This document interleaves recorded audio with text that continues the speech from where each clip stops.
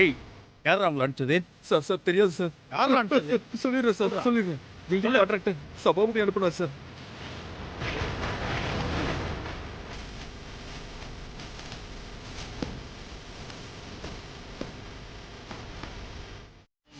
போலீஸ்கார கேட்கிற முதல் கேள்வி என்னவா இருக்கும் தெரியுமா? என்ன? அப்பாவை பத்தி அவங்க விசாரிச்சா அவர் ஏன் ஜெயிலுக்கு போனாருன்னு தெரிய வரும். அது அப்படியே தோண்டிட்டு போனாங்கன்னு வையி, கடைசியில அது நம்ம கிட்ட தான் வந்து நிக்கும். இப்ப என்ன சொல்ற? போலீஸ் கிட்ட போக வேணாம்னு சொல்றியா? ரவி, அது நமக்கே நாம வச்சுக்கிட்ட ஆப்புன்னு சொல்ல வரேன். சரி, அப்ப வேற என்னதான் பண்றது? நாளைக்கு காலையில 11 மணி வரைக்கும் தான் நமக்கு டைம் இருக்கு. அதுக்கப்புறம் அவ்வளவுதான், நம்ம 4 பேரும் பிரிஞ்சிருவோமேடா.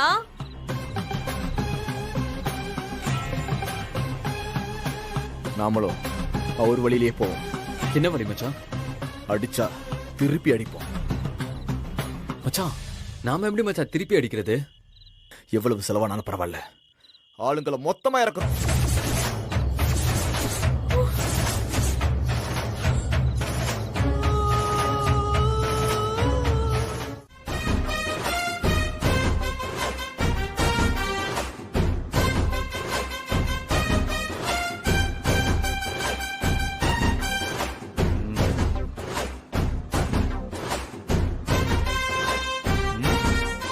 என்னங்க இது?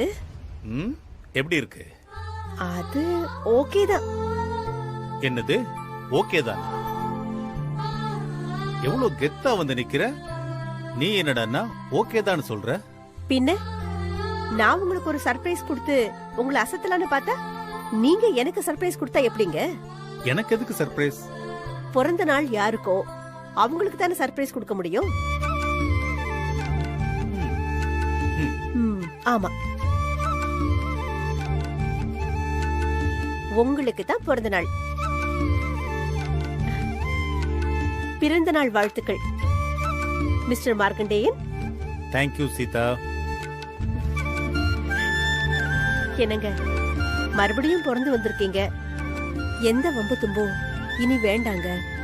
கரெக்ட் சீதா, பிறந்துதான் வந்திருக்கேன்.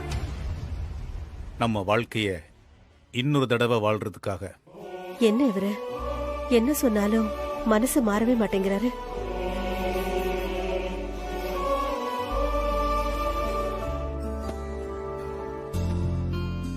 இந்தாங்க. என்ன இது? பிரிச்சு பாருங்க.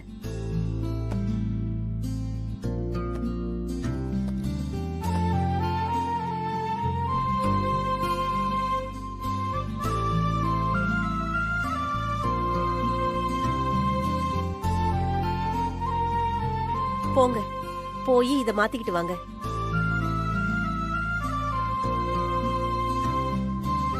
என்ன யோசிக்கிறீங்க? போங்க. இல்ல சீதா, நான் போற வேலைக்கு இதான் கரெக்டா இருக்கும். நான் வேணா வந்து மாத்திக்கிறேனே. அதெல்லாம் கோயிலுக்கு போயிட்டு வந்து பாத்துக்கலாம். என்னது கோயிலுக்கா? சொல்லவே இல்ல. அதான் இப்ப சொல்றேன்ல. போங்க, போய் மாத்திட்டு வாங்க. நேரமாச்சு. இன்னையில இருந்து உங்களுக்கு 67 வயசாகுது. போய் ஒரு அர்ச்சனை பண்ணிட்டு வந்துடலாம். இந்த 7 வருஷமா உங்களோட ஒவ்வொரு பிறந்த நாளைக்கும் உங்க பேர்ல ஒரு அர்ச்சனை பண்ணிட்டு தான் அந்த நாளையே தொடங்குவேன். மறுபடியும் உங்க பிறந்த நாளை கொண்டாடுற பாக்கியம் நமக்கு கிடைக்குமா கிடைக்காதான்னு காத்துக்கிட்டு இருந்த எனக்காக கொஞ்சம் போய் மாத்திக்கிட்டு வாங்களேன். சரி சீதா.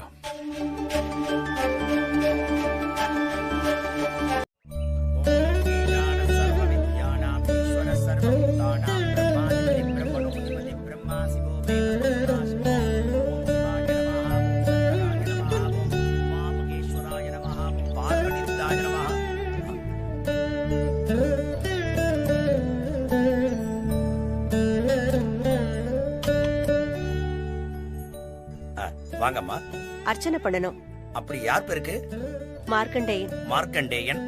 விருச்சிக ராசி, விருச்சிக விசாக ராசி. நட்சத்திரம். சக குடும்பானாம் சர்வா விட்டதா சித்தத்தம் அர்ச்சனாபிஷேகட்டோத்திர பூஜாமத்ய கரிஷ்யே. சாமி, சீதாலட்சுமி ரிஷபராசி ரேவதி நட்சத்திரம்.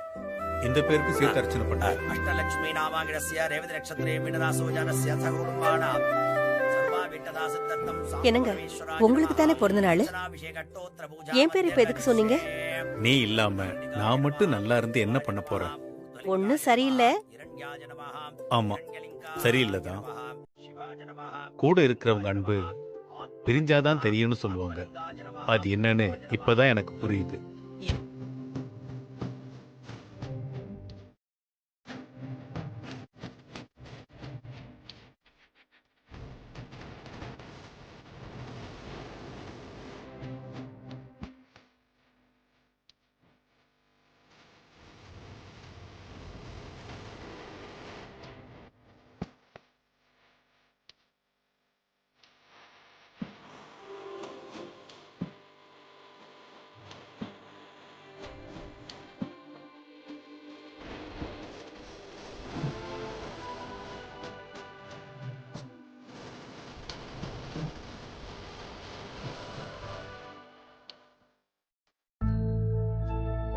கடவுளே, இன்னைக்கு அவருக்கு பிறந்த நாள்.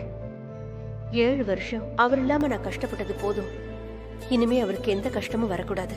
பிள்ளைங்களுக்கு எதிரா ஒரு யுத்தம் பண்ண தயாராகிட்டு இருக்காரு. இந்த யுத்தத்துல அவருக்கோ என் பிள்ளைங்களுக்கோ எந்த ஆபத்தும் வராம நீதான்ப்பா காப்பாத்தணும். என் பிள்ளைங்க செஞ்சது தப்புதான். அவங்களுக்கான தண்டனையை நீ கொடு. அவர் கையால கொடுக்க வச்சு அந்த பாவத்தையும் இவர் சுமக்க வச்சிடாதேப்பா. எங்க ஆயுசு இருக்கிற வரைக்கும் அவரோட நான் நிம்மதியா வாழணும். அதுக்கு நீதான்ப்பா துணை இருக்கணும்.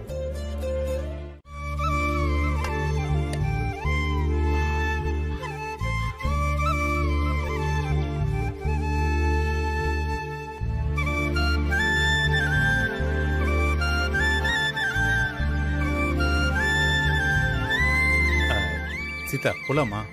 இருங்க, இன்னும் கொஞ்ச நேரம் போட்டோம்.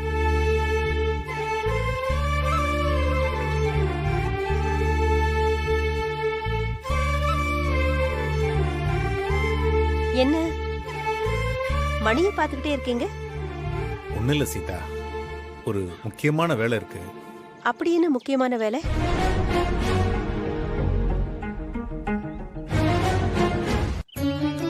சொல்லுங்க. என் பிறந்த நாளுக்கு உனக்கு ஒரு ட்ரீட் கொடுக்கலான்னு தான். பரவாயில்லையே, கோயிலோட அவ்வளவுதான் நினைச்சேன். ட்ரீட் வேறயா? ஆமா. திரும்பவும் மஷ்ரூம் பிரியாணியா? ம்ஹும். இந்த தடவை ஸ்பெஷல் ஐட்டம். அடே அப்பா, நிஜமாவா? நிஜமாதான். அடுத்து நேரா நாம கிளம்பி அங்கதானே போறோம். நீ எதிர்பார்க்காத அளவுக்கு இருக்கு. போலாமா? எப்படி போறோம்? ஒரு பெரிய வண்டியில. காரா?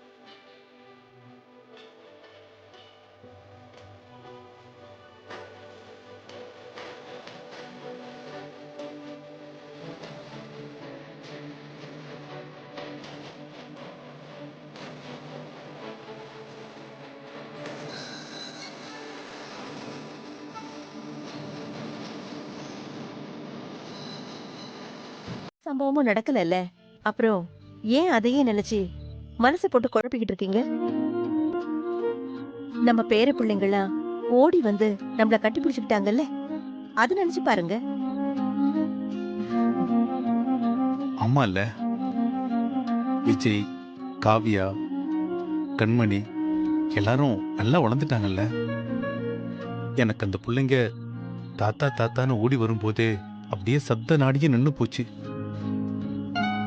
அந்த சந்தோஷத்துல அப்படியே ஸ்தம்பிச்சு போய் ஒரு நிமிஷம் என்ன பண்றதுன்னே தெரியல. சின்ன வயசுல நம்ம மேல எப்படி பாசம் வச்சிருந்தாங்க, அது இன்னும் மாறாம அப்படியே இருக்காங்க. அதான் பாரு சீதா, இந்த நன்றி கெட்ட பயலுங்க அத்தனையும் மறந்துட்டானுங்க. ஆனா அந்த குழந்தைங்களை பாரு, எதையும் மறக்காம அப்படியே இருக்காங்க. குழந்தைங்களும் கடவுளும் ஒண்ணுன்னு தெரியாமலா சொல்லிருக்காங்க? எனக்கு ஆச்சரியம் என்னன்னா, விஜய், காவியா, கண்மணி இவங்க 3 பேருக்கும் நம்மளை நல்லா தெரியும். ஆனா அந்த சின்ன பாண்டுங்க 3 பேரும் நம்ம வீட்டில் இருக்கும்போது பிறக்கவே இல்லை. அதுவும் இல்லாம இப்ப வரைக்கும் அதுங்க நம்மளை பார்த்ததே இல்லை. ஆனா அந்த பிள்ளைங்களை பாத்தியா, தாத்தா பாட்டின்னு வந்து ஒட்டிக்கிச்சுங்க. ஒவ்வொன்னும் எவ்வளவு அன்பா பாசமா வந்து ஒட்டிக்கிச்சு இல்ல? சீதா, அதுங்களுக்கு யாரு சொல்லி கொடுத்துருப்பா? வேற யாரு? காவியாவும் விஜயும் தான் சொல்லி தந்திருப்பாங்க. ஒரு பக்கம் அவங்க அம்மா அப்பா எல்லாம் உன் காலில் விழுந்து கதறிக்கிட்டு இருக்காங்க. ஆனா இந்த பிள்ளைங்க அவங்கள கண்டுக்காம நேரா தாத்தா பாட்டின்லாம் ஓடி வந்தாங்க. அதான் சீதா, எனக்கு நினைச்சு பார்க்க பார்க்க நம்ப முடியாம பிரமிப்பா இருக்கு. குழந்தைங்களுக்கு தாத்தா பாட்டி மேல பாசம் இருக்கிறது சகஜம்தான். ஆனா பெத்த தாய் தகப்பன ஒரு பொருட்டா கூட மதிக்காம ஓடி வந்து நம்ம பக்கம் நின்னாங்க பாரு. அந்த ஒரு நிமிஷம் நான் வாழ்க்கையில பல நாள் ஒரு நல்ல தகப்பனா இல்லாம போயிட்டோமோன்னு வருத்தப்பட்டிருக்கேன். ஆனா இன்னைக்கு அதெல்லாம் மறக்கடிக்கிற மாதிரி ஒரு நல்ல தாத்தாவா இருந்திருக்கேன்னு பெருமையா இருந்துச்சு சீதா. எனக்கு இப்பவே அவங்கள போய் பார்க்கணும் போல இருக்கு சீதா. அவ்வளவுதானே, எப்ப வேணாலும் போய் பார்க்கலாம். என்ன ஒண்ணு, அவங்க அப்பா அம்மா பிள்ளைங்களை என்ன சொல்லுவாங்களோன்னு தானே இருக்கு. அயோக்கிய பயிலுங்க, அவனுக்கு பண்ண வேலையை பாத்தியா? பிள்ளைங்களை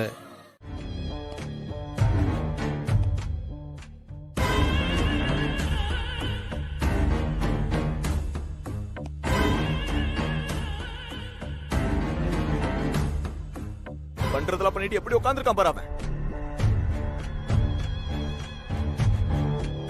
எல்லாம் எனக்கு புள்ளையாடா, நன்றி கெட்ட பையன்.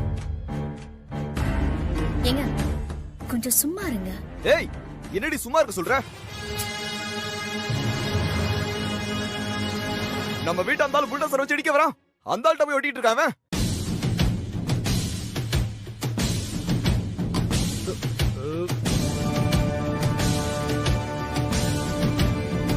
தாத்தா ஏன் வீட்டை இடிக்க வந்தாரு? எதுக்கா? ஏய், நாம நல்லா இருக்கிறது பிடிக்காம தான் அந்த ஆள் வீட்டை இடிக்க வந்தாரு. சும்மா உன் இஷ்டத்துக்கு சொல்லாதப்பா. தாத்தாவுடைய பணம் சொத்து எல்லாத்தையும் நீ ஏமாத்தி புடிங்கிட்ட. டேய், என்ன உங்க அப்பா கிட்ட சரிக்கு சமமா பேசிக்கிட்டு இருக்க? நான் சும்மாதாம்மா இருக்கேன். அவர்தான் சும்மா சண்டைக்கு வந்துட்டு இருக்காரு. டேய், அந்த ஆள் ஒரு கொலைகாரன்டா. 7 வருஷமா ஜெயில இருந்துட்டு வந்திருக்காரு. அவருக்கு போய் சப்போர்ட் பண்ணிட்டு இருக்க நீ? ஆமா, ஜெயிலுக்கு போனவர் தான். அவரை இத்தனை வருஷத்துல நீ என்னைக்காவது போய் பாத்தியாப்பா? டேய், கொலைகாரனை போய் பார்க்க சொல்றியா நீ என்ன? ஏன் தாத்தா செத்து போயிட்டாருன்னு சொல்லி அவரோட வீட்டை மட்டும் இடிக்க தெரியுதுல உனக்கு? தாத்தாவை போய் பார்க்க தெரியாதா? டேய், என்னடா பேசிட்டு போயிட்டே இருக்க? அப்படியே வாயில போட்டனு வை. ஏன் அப்ப நீ அவரோட வீட்டை விக்கலையா என்ன? ஆமாண்டா, நான் தான் வித்தேன். அதுக்கு எல்லா ரைட்ஸும் எனக்கு இருக்கு. இந்த வீட்டு மேல கடனா 7.5 லட்சம் ரூபாய் கொடுத்துட்டேன் நானு. அவரால கொடுக்க முடியல தான் அந்த வீட்டை வித்தேன். எல்லாம் எனக்கு தெரியும்பா. 7.5 லட்சத்தை கொடுத்துட்டு நீ தாத்தா கிட்ட 7.5 கோடி ஆட்டைய போட்டல.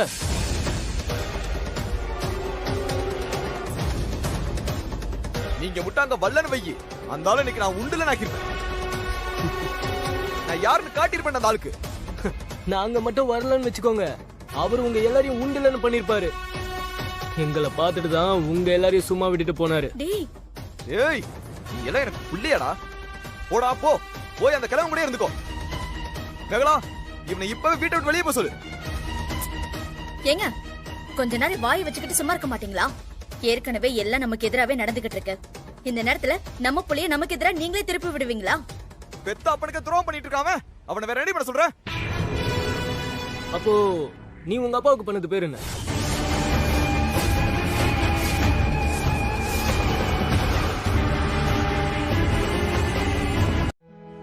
நாளைக்கு போய் தாத்தாவை மீட் பண்ணலாமா? போலாம். சரி இரு, விஜய்க்கு கால் பண்றேன்.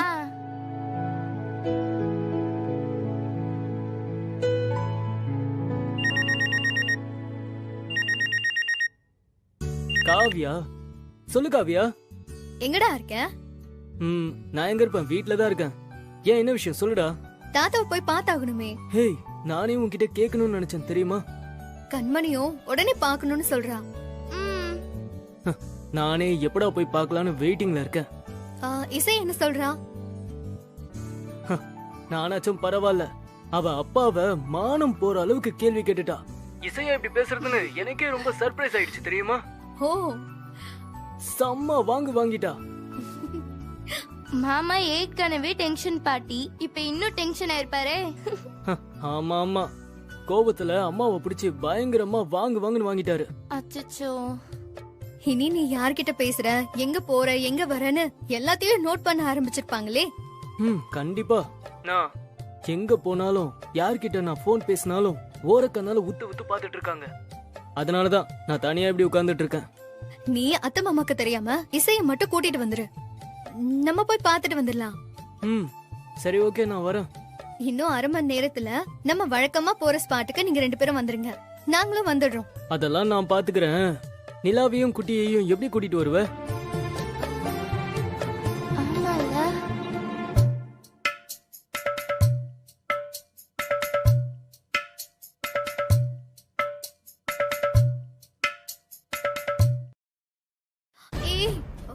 ஒரு நிமிஷம் இரு, உமாத்தல் லைன்ல வராங்க.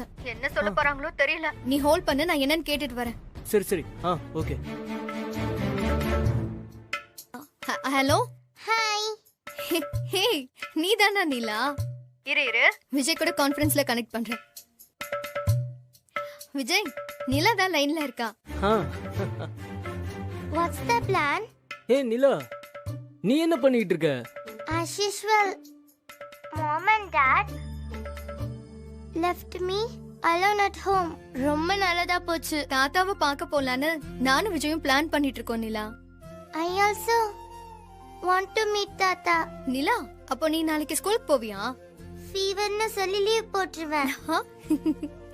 ஹே, சரி, குட்டியை யார் போய் கூட்டிட்டு வருவா? I will pick her. பாத்து நிலா, மலர் சித்தி கேள்வி மேல கேள்வி கேட்பாங்க. நாம மீட் பண்ண போற விஷயம் யாருக்கும் தெரியக்கூடாது.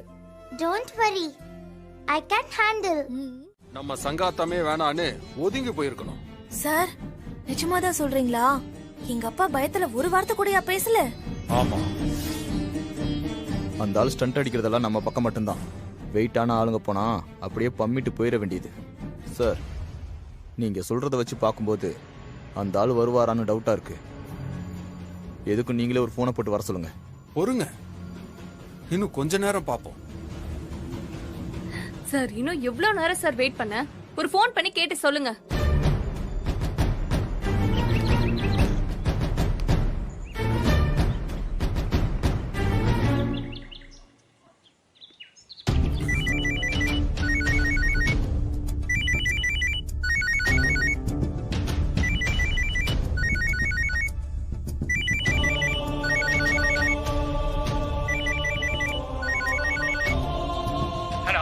ஹலோ, ஏன்பா, மார்க் ஃப்ரெண்ட் நீலகண்டன் பேசுறேன். அங்க எல்லாரும் வந்துட்டீங்களா? யோ, 1 மணி நேரமா எல்லாரும் வெயிட் பண்ணிட்டு இருக்காங்க. ஓ, அப்ப போன ஸ்பீக்கர்ல போடுங்க. இவன் வேற. சொல்லியா மார்க்கண்டே, நீ எங்க? ஏன் இன்னும் வரல? மார்க்கு இன்னைக்கு வரமாட்டான்பா. இன்னொரு நாள் பஞ்சாயத்து பண்ணிக்கலாம்.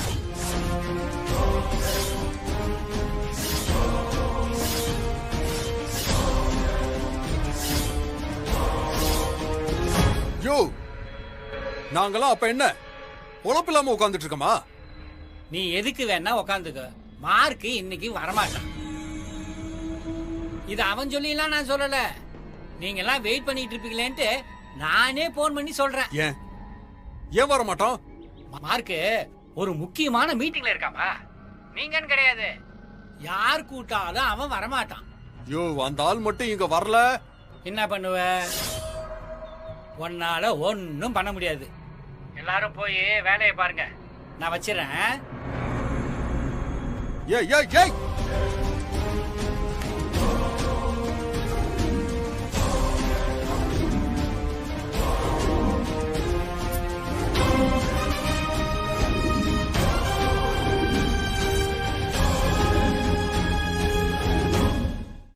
என்ன சார் நீங்க நேத்து நீங்க பார்த்து பேசினதுக்கு பயந்து போய் விடவரத்து போயிட்டாரு சொன்னீங்க.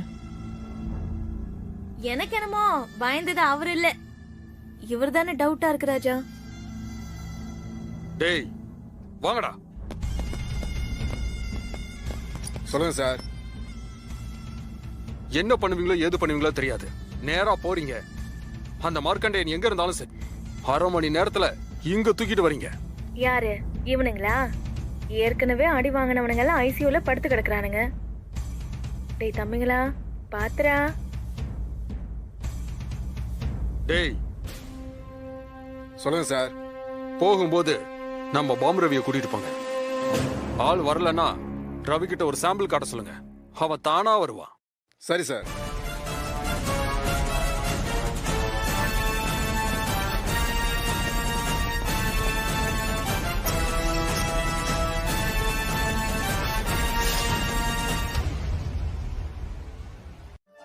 அப்போ என் பொண்டாட்டி பேரு தான் உனக்கு வச்சிருக்காங்களா? இல்ல தாத்தா, என் பேரு தான் உங்க பொண்டாட்டிக்கு வச்சிருக்கீங்க.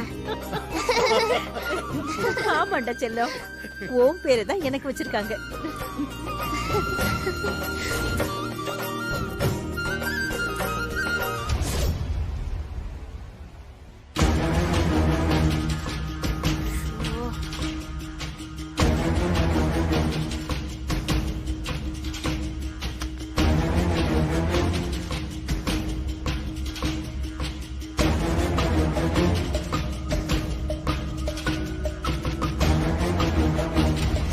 நீங்க எல்லாரும் எங்களை பார்க்க வந்திருக்கீங்களே, வீட்ல எதுவும் சொல்லலையா?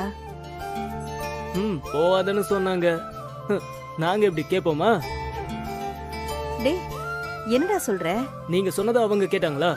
அவங்க சொல்றத நாங்க ஏன் கேட்கணும்? தாத்தா என்னடா சொல்லு சொல்லுடா. எங்களை விட்டுட்டு எங்கேயும் போக மாட்டேன்ல? இல்லடா இல்லடா, எங்கேயும் போக மாட்டேன்டா.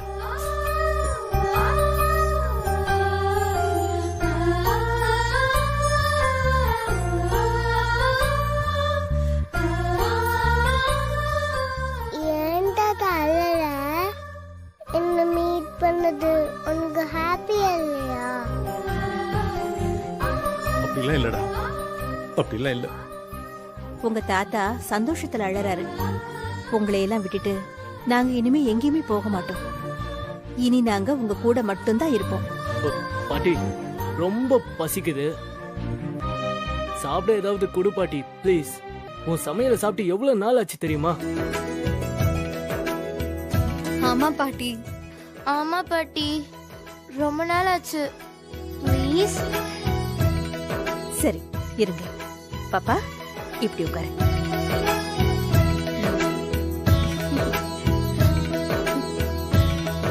நீ என்ன படிக்கிற?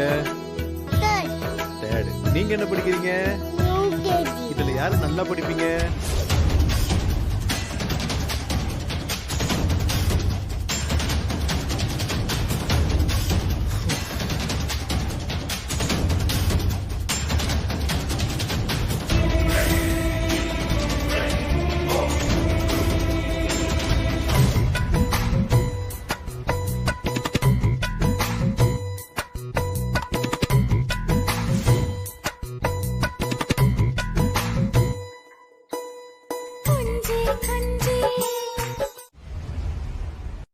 கால்ல விழுறதுன்னா நீங்களாம் போய் விழுந்துக்காங்க.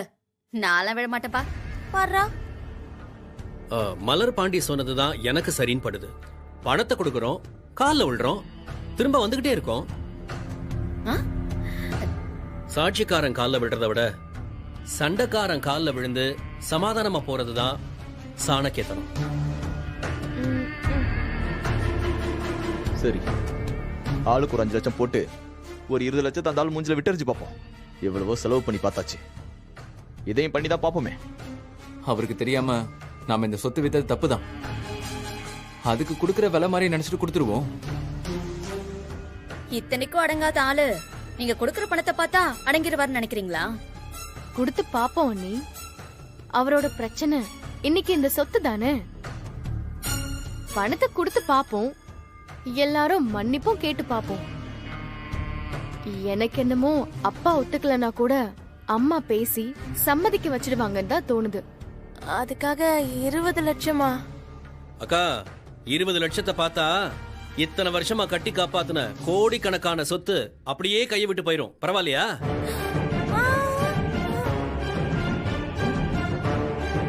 சரி, நாளை காலைல ஆளுக்கு ஒரு 5 லட்சத்தை எடுத்து வைங்க. எல்லாரும் போய் பார்த்துட்டு வந்துருவோம். 5 சார், கொரியர். மேகலா, இத பாக்குறேங்க.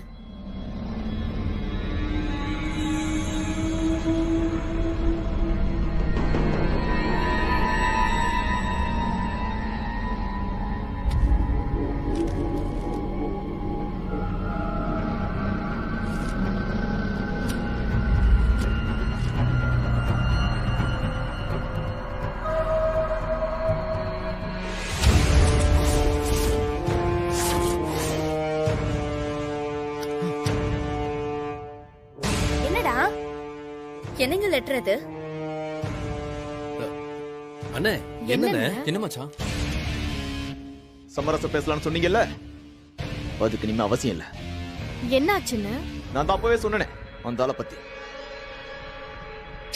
அண்ணே, என்னாச்சுன்னு சொல்லுண்ணே. நம்ம அப்பா நமக்கு வக்கீல் நோட்டீஸ் விட்டுருக்காரு. நம்ம எல்லாரும் சொத்தை ஏமாத்தி அபகரிச்சிட்டோன்னு நோட்டீஸ் விட்டுருக்காரு. எங்க கூட இதை என்னன்னு பாரு மலர்.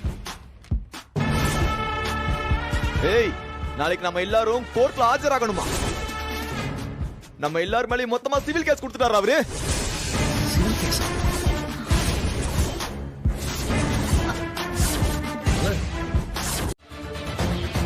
நீங்களாவது அவர்கிட்ட எடுத்து சொல்லலாம்ல. அவர் கூட சேர்ந்துட்டு நீங்களும் எதுக்குமா கோர்ட்டுக்கெல்லாம் வரணும்? டேய் லூசு பசங்களா,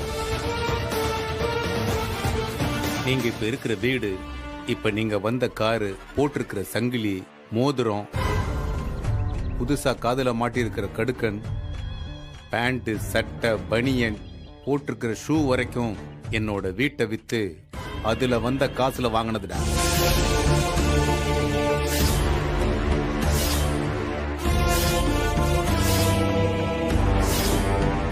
டேய், நாங்க இப்ப வரும்போது வேணா ஆட்டோல வந்திருக்கலாம்டா, யாருக்கு தெரியும். போகும்போது உங்ககிட்ட இருக்கிற அத்தனையும் உருவிட்டு போனாலும் போயிருவேன்.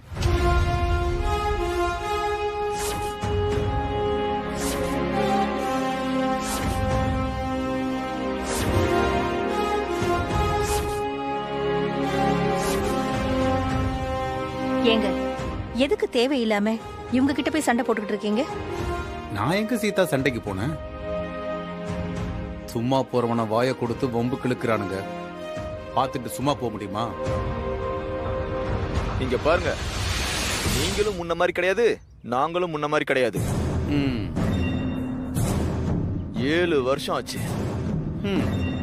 முதல்ல மாதிரிலா நீங்க எங்களை எதிர்த்து நிக்கவும் முடியாது, இதுக்கு மேல நீங்க ஒண்ணு கிழிக்கவும் முடியாது. ஒழுங்கு மரியாதையா நாங்க கொடுக்கறத மட்டும் வாங்கிட்டு மிச்சம் மீதி இருக்கிற காலத்தை நிம்மதியா வாழ பாருங்க. டேய், என்கிட்ட இனி இழக்கிறதுக்கு எதுவுமே கிடையாதுடா. ஆனா உங்ககிட்ட எல்லாமே இருக்கு. டேய், ஒரு மோதல்னு வந்துட்டா இருக்கிறவன் எப்பவுமே தங்கிட்ட இருக்கிறத காப்பாத்திக்கத்தான் போராடுவான். ஆனா இல்லாதவன் என்ன ஆனாலும் சரின்னு ஏறி அடிப்பான். நீ சொன்ன அதே 7 வருஷத்துக்கு முன்னாலதான் நானும் உங்க அம்மாவும் கொஞ்சம் இரக்கம் காட்டிட்டோம்.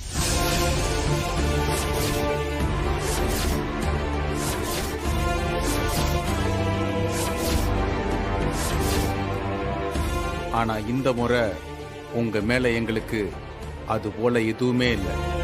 அப்பெல்லாம் நீ சண்டை போடுவ, உன் பொண்டாட்டியோ உன் அக்காவோ சமாதானப்படுத்துவாங்க. அவ சண்டை போடுவா, அவ புருஷன் சமாதானமா போவான். ஆனா இப்ப அப்படி இல்லையே. நீங்க எல்லாரும் ஒட்டு மொத்தமா அயோக்கிய பயலுங்களா இருக்கீங்க. அத்தனை நரியும் நீல சாயம் வெளுத்து போய் ஒரே நேர்கோட்டில் நிக்கிறீங்க. அந்த குடும்பத்தோட மூத்த பொண்ணு நீங்க தானே? என்ன நடந்ததுன்னு நீங்களே சொல்லிடுங்க. நான் சொல்றதுக்கு என்னங்க இருக்கு? எங்க அப்பா ஜெயிலுக்கு போனதுக்கு அப்புறம் எங்க அம்மாவை பாத்துக்கிறதுக்கு நானும் என் பிள்ளைங்களும் தான் அந்த வீட்டுல இருந்தோம். ஆனா அந்த கடன்கார பயலுக அந்த வீட்டுல எங்களை நிம்மதியாவே இருக்க விடல.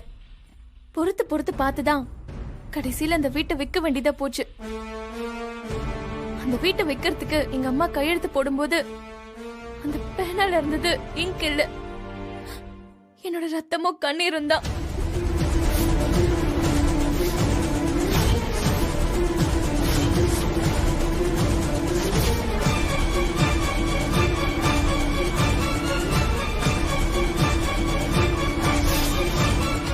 சரி, நீங்க போகலாம். இதுக்கு மேல உங்களுக்கு எதுவும் விளக்கம் தர வேண்டாம்னு நினைக்கிறேன் யுவரானோ. இருந்தாலும் எதிர்க்கட்சிக்காரர் கொடுத்திருக்கிற வழக்கின் அடிப்படையில் சில விஷயங்களை சொல்ல விரும்புகிறேன். ஃபர்ஸ்ட் பாயிண்ட், விற்கப்பட்டதாக சொல்லப்படுகிற வீடு அவரின் பெயரிலேயே இல்லை. செகண்ட் பாயிண்ட், அந்த வீடு ஏற்கனவே கடனில் மூழ்கிய நிலையில் இருந்தது. தேர்ட் பாயிண்ட், அந்த வீட்டை விற்றது ராஜாவோ ரவியோ அல்ல, அவருடைய மனைவி சீதா தான்.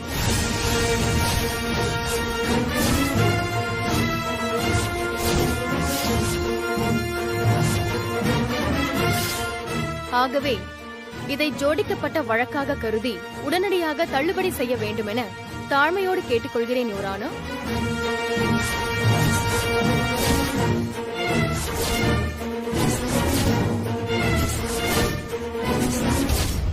திருமதி சீதா வீடு நஷ்டமடைந்து விடக்கூடாது என்றும் பின்னால் தன்னுடைய பேர குழந்தைகள் பயன்பெற வேண்டுமென்ற நல்ல எண்ணத்தில்தான் அந்த வீட்டை விற்றுள்ளார்.